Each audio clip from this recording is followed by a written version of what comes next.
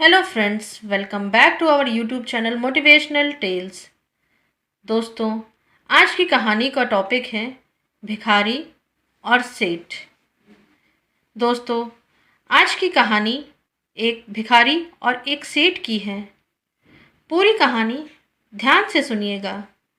यह कहानी अंत में बहुत ही प्यारा मोड़ लेकर एक बहुत महत्वपूर्ण सीख देने वाली है। एक था भिखारी। रेल सफ़र में भीख मांगने के दौरान एक सूट बूट पहने सेठ जी उसे दिखे। उसने सोचा कि यह व्यक्ति बहुत अमीर लगता है। इससे भीख मांगने पर यह मुझे ज़रूर अच्छे पैसे देगा। वह उस सेठ से भीख मांगने लगा। भिखारी को देखकर उस सेठ ने कहा, तुम हमेशा मांगते ही हो, क्या कभी किसी को कुछ देते भी हो?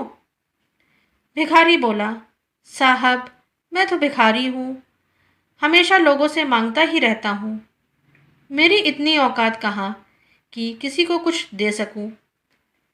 सेठ बोले, जब किसी को कुछ दे नहीं सकते तो तुम्हें मांगने का भी कोई हक नहीं है। मैं एक व्यापारी हूँ और लेन देन में ही विश्वास करता हूँ। अगर तुम्हारे पास मुझे कुछ देने को हो तभी मैं तुम्हें बदले में कुछ दे सकता हूँ। तभी वह स्टेशन आ गया जहाँ पर उस सेठ को उतरना था। वह ट्रेन से उतरा और चला गया। इधर भिखारी सेठ की कही गई बात के बारे में सोचने लगा। सेठ के द्वारा कही गई बात उस भिखारी के दिल में उतर गई। वह सोचने लगा कि शायद मुझे भीख में अधिक पैसे इसलिए नहीं मिलता क्योंकि मैं बदले में किसी को कुछ दे नहीं पाता हूँ। लेकिन मैं तो भिखारी हूँ, किसी को कुछ देने लायक भी नहीं हूँ।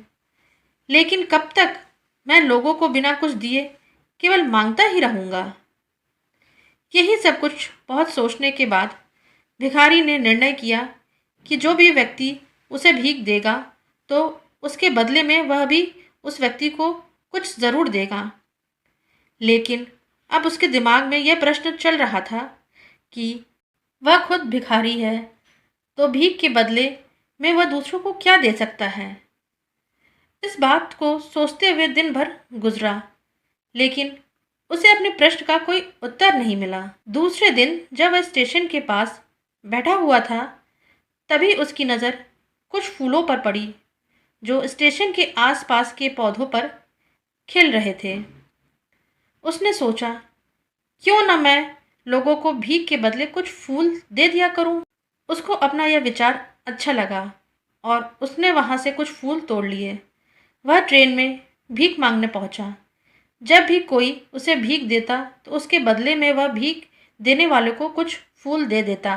उन फूलों को लोग खुश होकर अपने पास रख लेते थे। अब भिखारी रोज फूल तोड़ता और भीख के बदले में उन फूलों को लोगों में बांट देता था। कुछ ही दिनों में उसने महसूस किया कि अब उसे बहुत अधिक लोग भीख देने लगे हैं। वह स्टेशन के पास के सभी फूलों को तोड़ लाता था। जब तक उसके पास फूल रहते थे तब तक उससे बहुत से लोग भीख देते थे। लेकिन जब फूल बांटते बांटते ख़त्म हो जाते थे तो उसे भीख भी नहीं मिलती थी। अब रोज़ ऐसा ही चलता रहा। एक दिन जब वह भीख मांग रहा था तो उसने देखा कि वही सेठ ट्रेन में बैठे हैं जिनकी वजह से उसे भीख के बदले में फूल देने की प्रेरणा मिली थी। वह तुरंत उस व्यक्ति के पास पहुंच गया और भीख मांगते हुए बोला, आज मेरे पास आपको देने के लिए कुछ फूल हैं, आप मुझे भीख दे दीजिए, बदले में मैं आपको कुछ फूल दे दूंगा। सेठ ने उसे भीख के रूप में कुछ पैसे दिए और भिखारी ने कुछ फूल उसे दे दिए। उस सेठ को यह बात बहुत पसंद आई। सेठ बोले, वाह, क्या बात है, आज तुम भी मेरी तरह एक व्यापारी बन गए हो।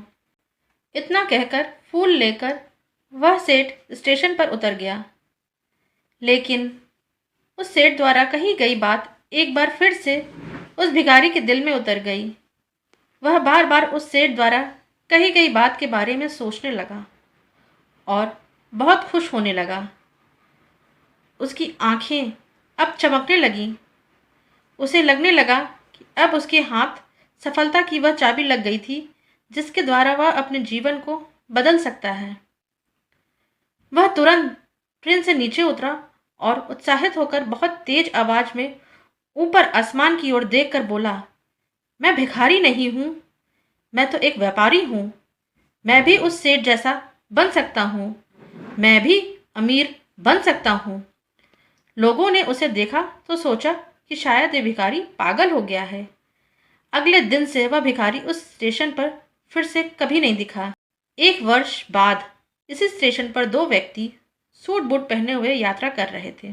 दोनों ने एक दूसरे को देखा तो उनमें से एक ने दूसरे को हाथ जोड़कर प्रणाम किया और कहा, क्या आपने मुझे पहचाना? दूसरे बोले, नहीं तो, शायद हम लोग पहली बार मिल रहे हैं। तो पहले ने कहा, सेठ जी, आप याद कीजिए, हम पहली बार नहीं बल्कि तीसरी बार मिल रहे हैं। सेठ जी बोले, मुझे कुछ याद नहीं आ रहा। वैसे हम पहले 2 बार कब मिले थे? तब पहला व्यक्ति मुस्कुराया और बोला, हम पहले भी 2 बार इसी ट्रेन में मिले थे। मैं वही भिखारी हूँ जिसको आपने पहली मुलाकात में बताया कि मुझे जीवन में क्या करना चाहिए और दूसरी मुलाकात में बताया कि मैं वास्तव में कौन हूँ। इसका नतीजा यह निकला कि आज मैं फूलों का एक बहुत बड़ा व्यापारी हूँ और इसी व्यापार के काम से दूसरे शहर जा रहा हूँ। आपने मुझे पहली मुलाकात में प्रकृति का नियम बताया था, जिसके अनुसार हमें तभी कुछ मिलता है जब हम कुछ देते हैं। लेन देन का यह नियम वास्तव में काम करता है। मैंने यह बहुत अच्छी तरह महसूस किया है, लेकिन मैं खुद को हमेशा भिखारी ही समझता रहा। इससे ऊपर उठकर मैंने कभी कुछ सोचा ही नहीं था। पर जब आपसे मेरी दूसरी मुलाकात हुई, तब आपने मुझे बताया कि मैं एक व्यापारी बन चुका हूँ।